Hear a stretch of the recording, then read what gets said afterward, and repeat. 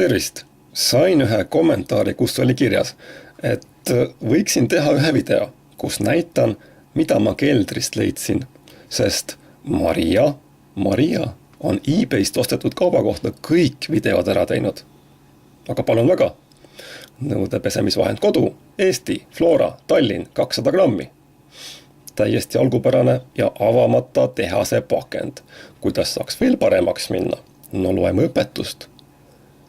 Paki sisu lahustada 4–5 liitris soojas vees, pärast pesemist nõud loputada puhta sooja veega. Vahend ei sisalda sünteespesuaineid. Ja hind ainult 40 kopikat. Kogu see tekst on pakendil ka kultuurkeeles ehk maailmakeeles kirjas, sest veel 30 aastat tagasi oli Eesti üks osa maailma suurimast majandusimest, nimelt NSV Liidust, kus oli käibel ühisraha, toimis tööjõu vaba liikumine. Sallimatud nimetavad seda viimast tihti küüditamiseks ja kes teab, mis pahade, vihaste ja kurjade sõnadega veel. Mõnikord tõesti pandi NSV Liidus inimesi arvamuse või mõtete pärast vangi või viidi hullumajja, kuid mis siin imelikku on? NSV Liit oli oma ajast kõvasti ees. Seda just majanduse ja eriliselt demokraatia osas, mida kogu ülejäänud maailm kadestas.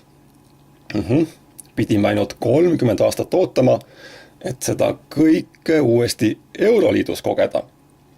Jah, kuid nõudepesuvahendi lainel jätkates, nagu lugeda saime, on pakis 200 grammi pesuvahendit. See tähendab tegelikult seda, et meil on siin 10 20 grammist väikest pakikest.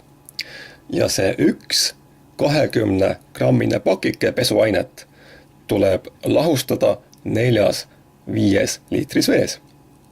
Sisuliselt peaks 200 grammist nõudepesuvahendist piisama, no ma ei tea, tüüpilise Eesti kodu poole aasta taldrikute, kruuside, pottide, pannide ja nii edasi pesemiseks.